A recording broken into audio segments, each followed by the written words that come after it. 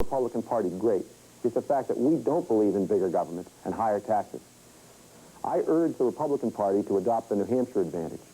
Let's cut taxes, let's cut spending, let's make the Republican Party even stronger in the months ahead.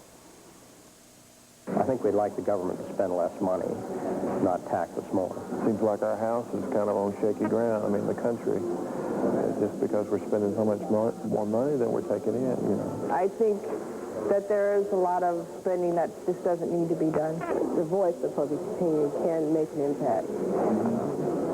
But I don't think that's going to make a big difference in this case. Until American taxpayers really get the heat under those guys up there, nothing's going to be done about it.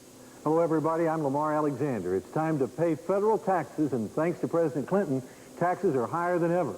The average American works until May 3rd now to pay his or her total tax bill, federal, state, and local.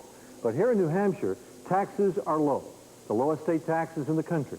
So we thought that rather than just complain, we would spend some time tonight talking about what we can learn from New Hampshire about how to keep taxes down in Washington, D.C.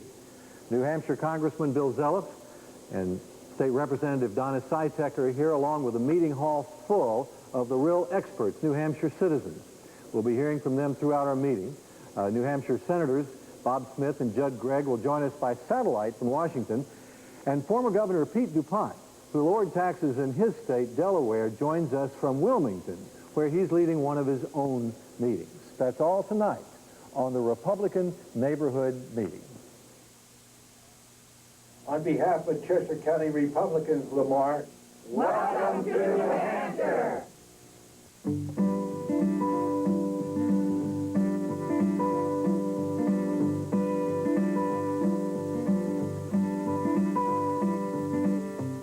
Tonight, from Bedford, New Hampshire, it's the Republican Neighborhood Meeting.